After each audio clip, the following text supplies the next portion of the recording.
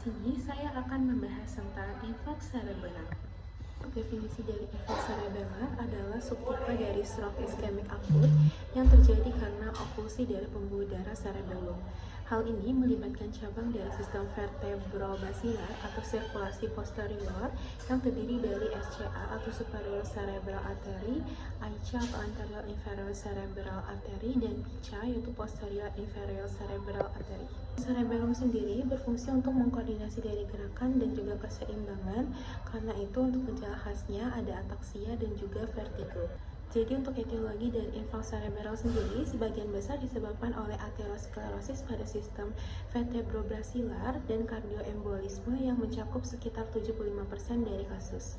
Selain itu bisa juga karena emboli, diseksi arteri atau penyakit pembuluh kecil, sementara vaskulitis dan displasia fibromuskular termasuk penyebab yang lebih jarang. Jadi untuk anamnesis, pada pasien dengan infarks cerebral biasanya datang dengan vertigo yang mendadak, disertai dengan mual, muntah, dan gangguan keseimbangan.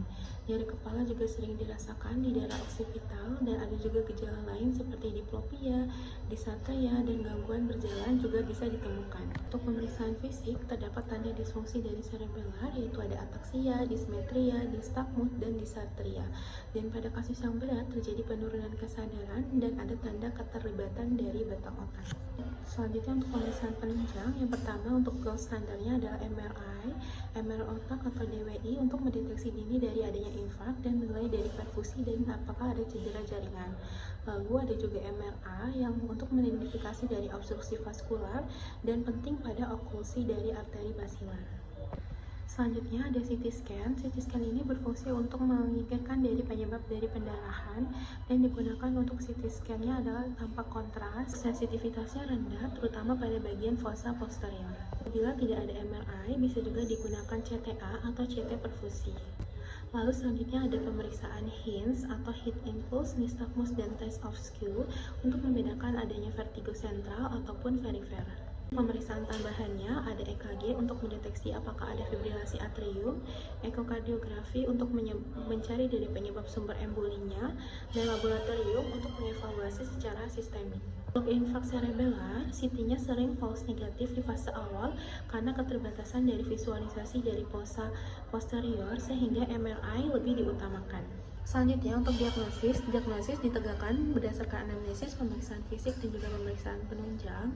Dan untuk diagnosis dari infarks cerebellar ditegakkan dari kombinasi klinis berupa vertigo akut dan ataksia yang didukung oleh pemeriksaan fisik, adanya dismetri dan nystagmus, serta dikonfirmasi oleh MRI DWI sebagai gold standard. Yang kuat adanya infarks cerebral apabila terdapat vertigo yang disertai dengan tidak bisa berjalan. Ya, untuk tata laksana dari infarks cerebral sendiri berfokus pada reperkusi secara secepat mungkin. Jika pasien datang dalam waktu kurang dari sama dengan 4,5 jam, dapat diberikan trombolisis dengan RTPA. Pada oklusi pembuluh besar seperti arteri basilar, bisa dilakukan trombektomi, bahkan pada beberapa kasus bisa dipertimbangkan di luar dari 6 jam karena sirkulasi dari posterior lebih toleran terhadap iskemi. Selain itu, diberikan juga terapi medik seperti antiplatelet atau antikoagulan sesuai dengan etiologi, dan harus dirawat di ICU karena risiko edema cerebellum yang biasanya memburuk pada hari ketiga hingga keempat dan dapat menyebabkan penurunan kesadaran atau herniasi.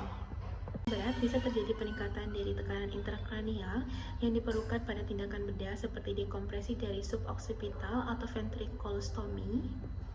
Apabila terjadi penurunan dari TIK, bisa diberikan mannitol atau salin hipertonik.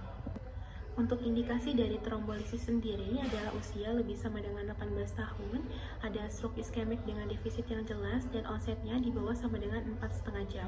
Sedangkan untuk kontraindikasinya adanya perdarahan atau curiga adanya SAH, tekanan darah lebih dari sama dengan 185/110 mm Hg, stroke atau trauma kurang dari 3 bulan, dan adanya gangguan koagulasi atau trombosit kurang dari 100.000.